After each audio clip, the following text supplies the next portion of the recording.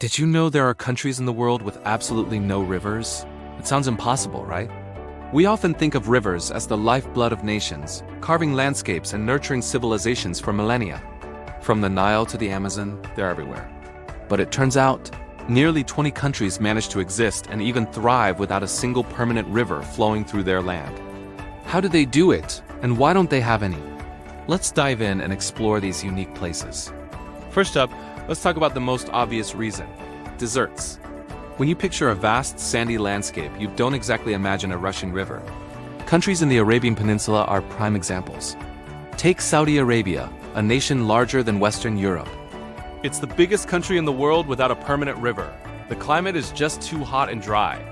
Any rain that does fall either evaporates almost instantly or is quickly absorbed by the thirsty sand, forming temporary streams called wadis that disappear as fast as they appear.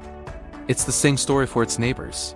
The United Arab Emirates, with its glittering cities like Dubai and Abu Dhabi, has no natural rivers. Neither do Kuwait, Qatar, Oman, or Yemen. These nations are dominated by arid desert climates where rainfall is incredibly scarce and irregular. The intense heat for most of the year means that even if enough water were to gather to form a stream, it wouldn't last long enough to become a permanent river. Their landscapes are shaped by wind and sand, not flowing water. So instead of riverbanks, you find stunning sand dunes and rocky plateaus. Next, let's shrink things down a bit and head to the ocean. Many small island nations also lack rivers, but for a completely different reason. They're just too small. Think about the Maldives, that picture-perfect paradise of over 1,000 coral islands scattered in the Indian Ocean. The largest of these islands is barely a few square kilometers. For a river to form, you need a significant land area, or a catchment area, to collect enough rainwater. These tiny, low-lying islands simply don't have the space or the elevation to gather and channel water into a permanent flow. The rain soaks directly into the ground, forming what's called a freshwater lens, but it never gathers into a surface river. It's a similar situation for other island nations like Kiribati, Tuvalu, and Nauru in the Pacific Ocean, or Malta and the Bahamas. Their geography is their destiny. Their small size and porous coral or limestone foundations mean that water just doesn't stick around on the surface.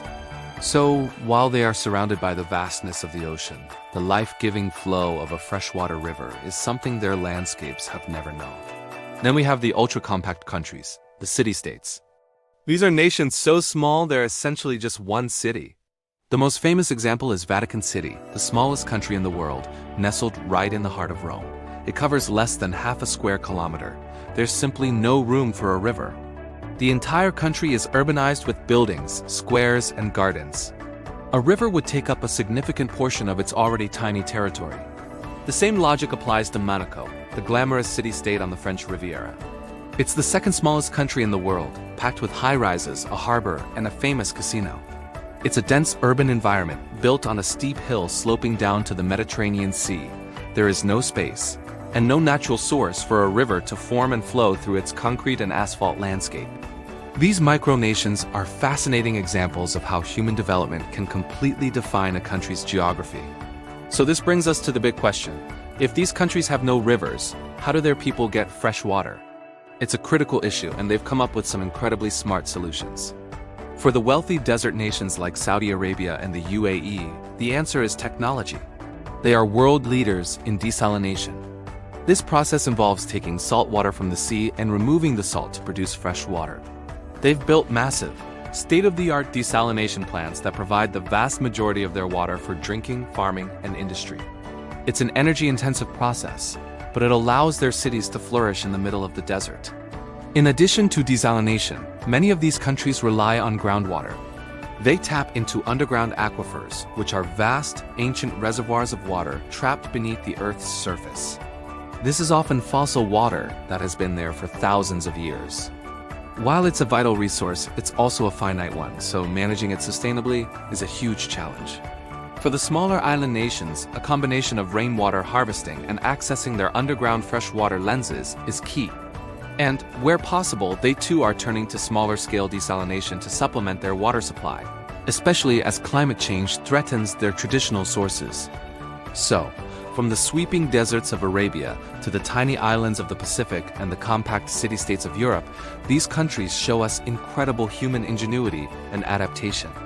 They prove that while rivers have shaped so much of human history, they aren't the only path to building a thriving nation.